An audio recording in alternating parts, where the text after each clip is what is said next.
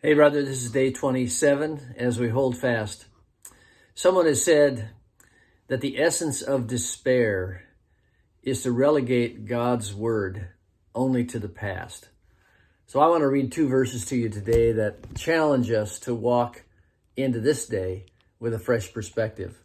Ephesians chapter 5, verse 15 says, "Look carefully then how you walk, not as unwise, but as wise, making the best of use of your time, because the days are evil."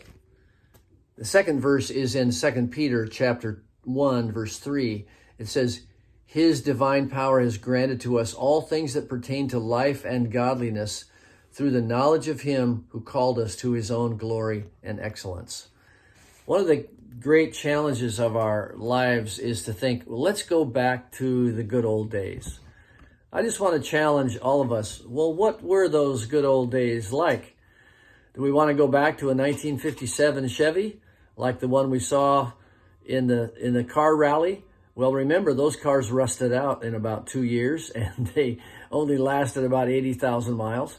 Do we want to go back to Walton's Mountain, where there was deep depression all around? Do we want to go back to the agrarian South, where slavery upheld the economy in those days?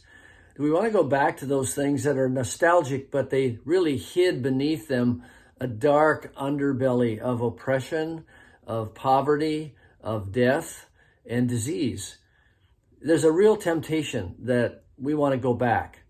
And, we want to go back to the Reagan era. Well, remember, there was a massive nuclear threat going on, mutually assured destruction if someone pushed the wrong button at the wrong time. We live now. We need to live now and not think of that nostalgia will save us in some way. Someone said that nostalgia is the luxury of those who weren't hurt by history. So, brothers, we need to buckle up. We need to hold fast in the day in which we live. I believe here are some of the priorities that we face, and we need to face them with a biblical worldview in the conditions we find them and in the day in which we live. First of all, we face a major threat against life at all stages.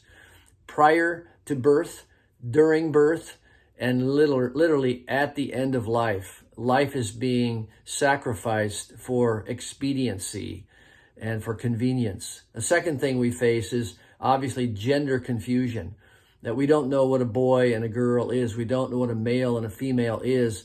And this is chaos. In fact, not only do we not know male and female, there are some 200 genders that are named. It is massive confusion, and it's hurtful to people, and it's massively hurtful to our young people. A third issue we face is what I would call tribalism, that's really fed by the media, that we only listen to certain things. We only listen to the people. We only click on the websites we like, and we're not open to any kind of contrary news. It's very difficult for us to know what the truth is. We live in an avalanche of media and contrary claims. Well, these are things that are current. There are many, many other things, but we live now. We have to walk into this political, this economic, this cultural moment as men who hold fast. So I want to challenge you to make the most of this day, make the most of our opportunities, speak the truth, live the truth, hold fast today. God bless you.